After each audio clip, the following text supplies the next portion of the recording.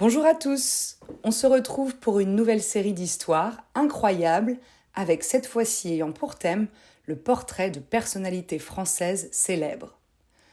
Le casting n'a pas été facile, mais je peux vous dire d'ores et déjà que cela s'avère fascinant. Nous commençons aujourd'hui avec le portrait d'une femme incroyablement courageuse et peu ordinaire, Ingrid Betancourt.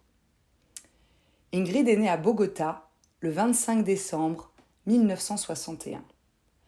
C'est une femme qui, très jeune, s'est fait connaître pour son engagement dans la politique colombo-française. Et c'est là que ça devient intéressant, car ça n'est pas la raison pour laquelle on a parlé d'elle à travers le monde entier.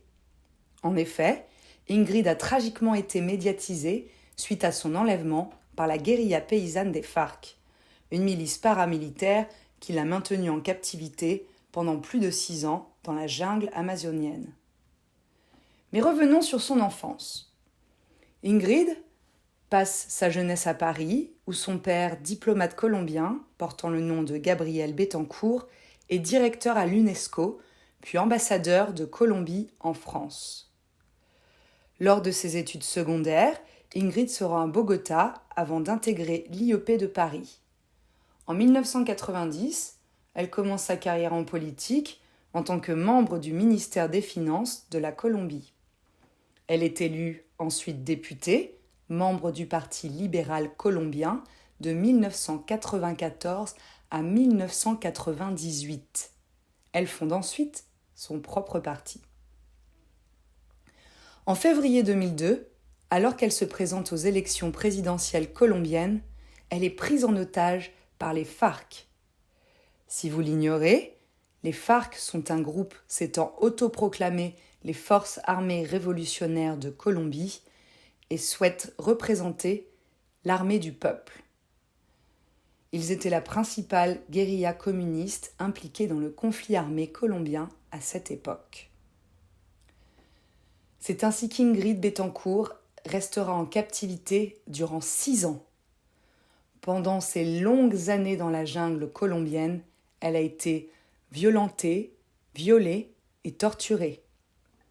Elle a connu, selon ses mots, l'épuisement, l'animalité dans la promiscuité, la perte de l'intime, la vacuité des jours et l'atteinte à son intégrité de femme. Mais elle a trouvé la force de survivre. Elle a tenté à 4 reprises de s'évader, mais sans succès. Ces tortionnaires avaient pour la plupart à peine 18 ans. Et c'est grâce au soutien du président vénézuélien Hugo Chavez que Nicolas Sarkozy parviendra enfin à obtenir la libération de la franco-colombienne en juillet 2008. 14 autres otages sont libérés en même temps qu'elle. De retour en France, elle reçoit le titre de chevalier de la Légion d'honneur et déclare se retirer définitivement de la politique. Elle écrira quelques mois plus tard ses mémoires racontant avec ses mots le traumatisme qu'elle a vécu. En 2022, Ingrid Betancourt se déclare candidate à la présidentielle en Colombie, faisant son grand retour dans ce pays 20 ans après son enlèvement par les FARC.